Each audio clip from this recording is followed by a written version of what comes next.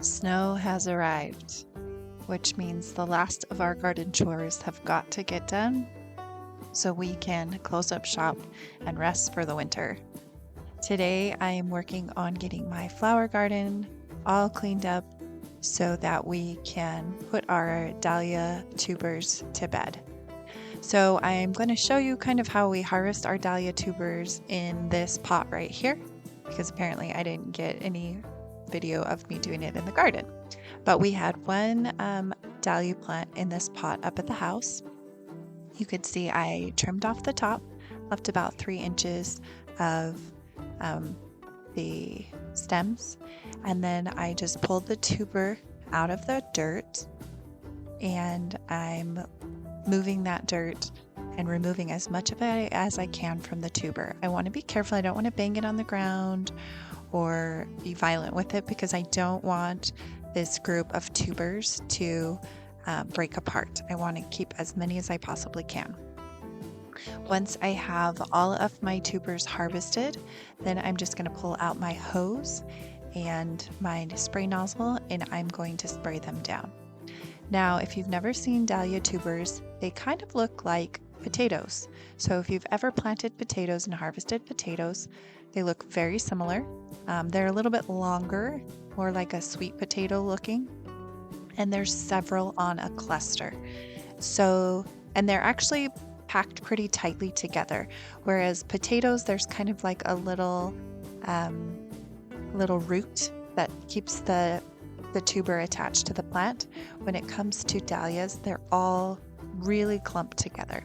So spraying them off and cleaning them is actually a really important step in the process of harvesting your dahlia tubers.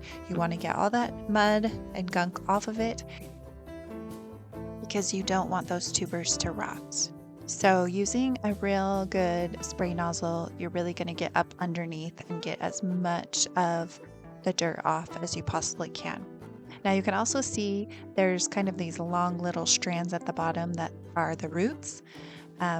And those you can leave intact, but you can, when you go to actually separate your dahlias, you can pull those little roots off. They're kind of like carrot roots, right? You can pull those off or clip them off so that they are a little bit easier to store. Now, once I've cleaned all my dahlias, I will actually put them up to dry for about, 8 hours or so. You don't want to leave them out in the open air for very long, because they will start to wilt, if you will, much like a potato. If it is out in the air and dry, it'll start kind of wrinkling up and getting gross. And that's what happens to your dahlias. I did that on accident one year and I lost all my tubers.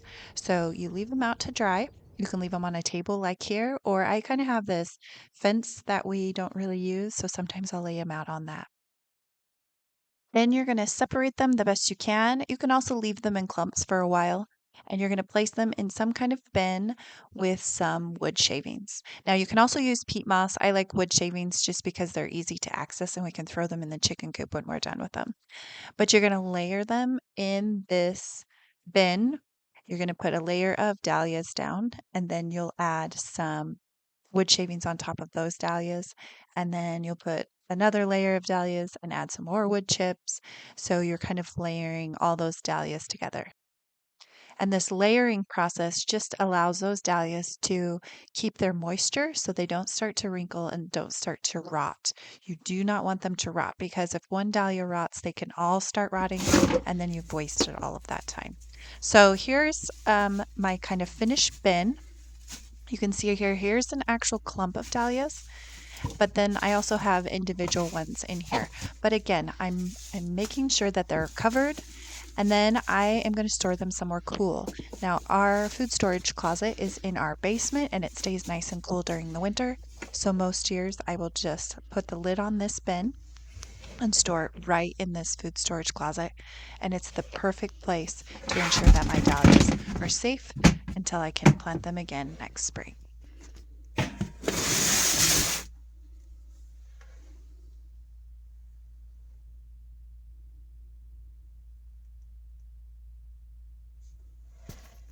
So, one of our favorite things for the winter is being able to come into our food storage closet here and grab meals that are really quick.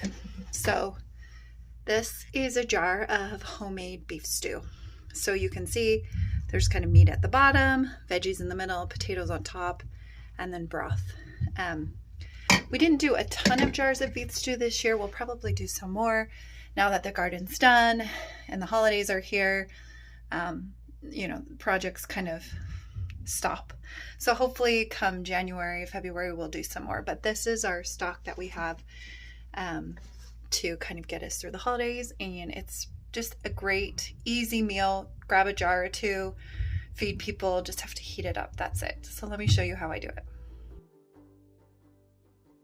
So to start this beef stew, I am going to peel my potatoes. These are potatoes that we grew in our garden this year, as well as the carrots and the onions. So the only thing that isn't homegrown or locally sourced is our celery. We weren't successful with celery this year. But I'm going to cut my potatoes into about 1/2 inch to 3/4 of an inch pieces. I want them small enough that you can eat them, but big enough that they are stew-like. Then I'm going to do the same thing with my carrots. Just trimming those carrots up, making sure to peel off the outside or scrub them really well, and then chop them up into probably 1/2 inch pieces, not quite as big as my potatoes. And doing the same thing with my celery. Now you'll notice this Ziploc bag kind of on the side here to my left. This is my scrap bag.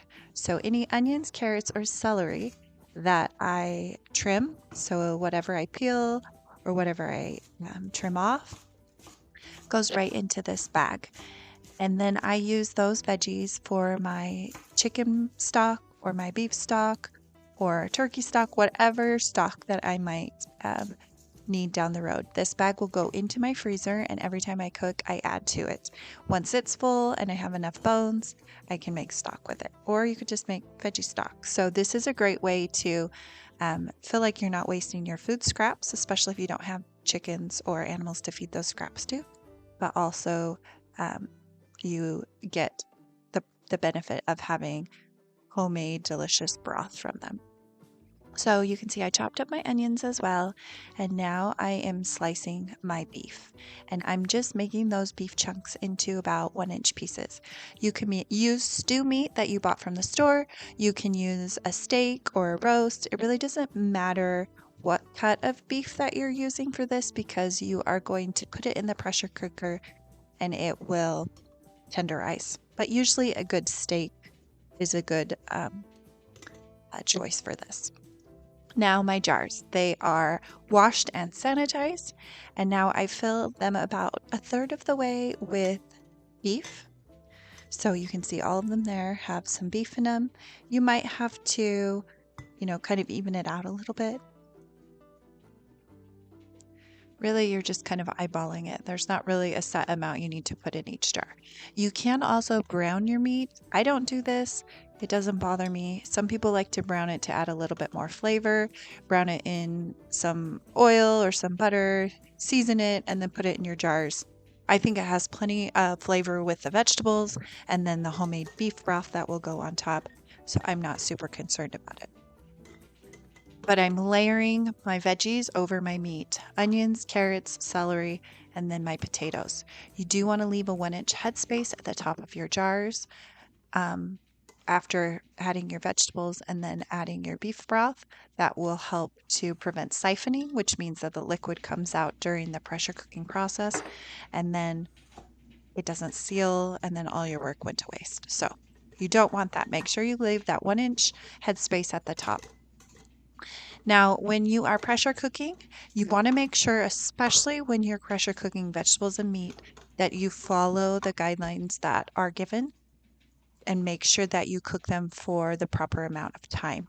So for this recipe, you are going to bring your pressure cooker up to 10 pounds of pressure. And then for quart jars, you are going to um, process them for an hour and 30 minutes. And for pints, I think it was an hour and 15 minutes, but I will leave a link to the recipe. So I'm just adding my beef broth here up to that 1 inch headspace to make sure that I don't have any siphoning. And I was actually really lucky on this recipe. All of my jars held up. There was no siphoning. I didn't have to re-pressure can anything. It made my heart happy. My pressure canner is not very big, so I can only put, I think, 7 jars in it at a time. So it's not a whole lot. So anytime I lose a jar to either cracking or siphoning, it's disappointing. Now I am taking the air bubbles out. This is an important part of the process if you are pressure canning, especially because you don't want any air pockets in there where possible bacteria can start to thrive and then ruin your hard work. You don't want botulism for sure. So before you put your lids on, make sure you clean your rims with some water and some vinegar and then get them right into that pressure cooker. My jars are hot, so they're hot going into a hot canner. If they are cold, then you want to put them in a cold canner and bring it up to a boil and then add your lid.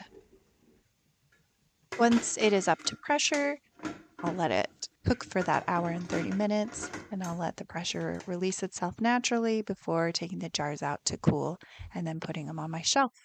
Make sure to label your jars, get them on your shelf, and you can enjoy beef stew all winter long. I hope this video was helpful today. Let me know in the comments what you think, and we'll see you guys next time.